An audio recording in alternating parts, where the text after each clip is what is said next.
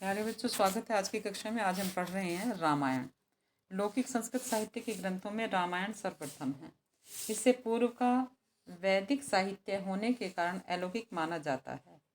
रामायण को प्रथम लौकिक काव्य होने का गौरव प्राप्त है।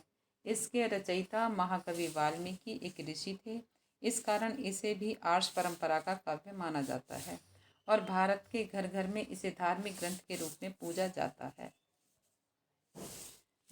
कालिदास ने अपने महाकाव्य रघुवंश में वाल्मीकि को अपना गुरु स्वीकार किया है।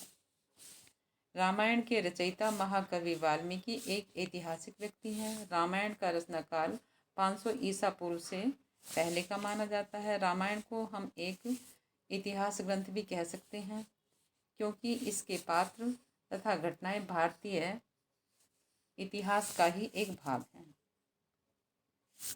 रामायण की रचना के संबंध में एक घटना प्रसिद्ध है। महर्षि वाल्मीकि एक बार नहाने के लिए तमसा नदी के किनारे गए। वहां पर प्रणय क्रीड़ा में लगे हुए क्रोंच पक्षी के जोड़े में से एक पक्षी को व्याध ने बाण चलाकर मार दिया।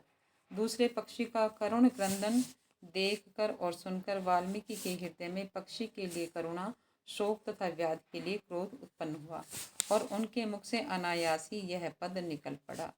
ये पद अनुष्टुप छंद में है और इस पद में उन्होंने शिकारी के द्वारा मारे गए, पाप कर्म किए गए उस पक्षी के कारण अभिशाप दिया गया है। और इस छंद में उन्होंने, ये जो छंद है इसको अनुष्टुप छंद में है, इसे आदि श्लोक भी कहा जाता है, प्रारंभिक श्लोक। और वाल्मीकि का यह जो श्लोक है ये शोक श्लोक के नाम से प्रसिद्ध हुआ और काव्य शास्त्र में इसे अनुष्टुप छंद के नाम से जाना जाता है। वाल्मीकि ने इस छंद में अपने महाकाव्य रामायण की रचना की। रामायण में जो 24,000 श्लोक हैं वो अनुष्टुप छंद में लिखे गए हैं।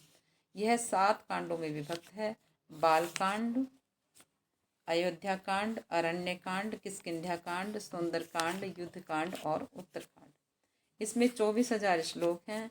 इसमें कवि ने राम के उदात्त चरित्र को आधार बनाकर जीवन के उच्च आदर्शों को दर्शाया है।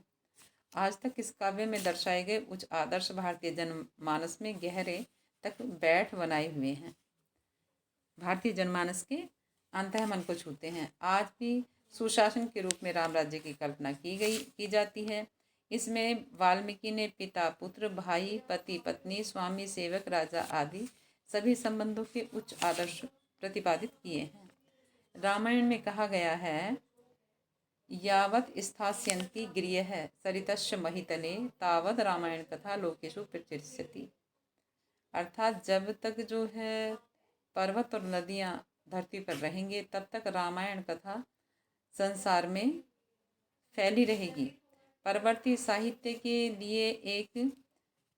परवर्ती साहित्यकारों के लिए यह एक उपजीव्य काव्य है। बाद के अनेक कवियों ने अपने काव्यों के लिए जीवन मूल्यों के लिए इससे प्रेरणा ग्रहण की।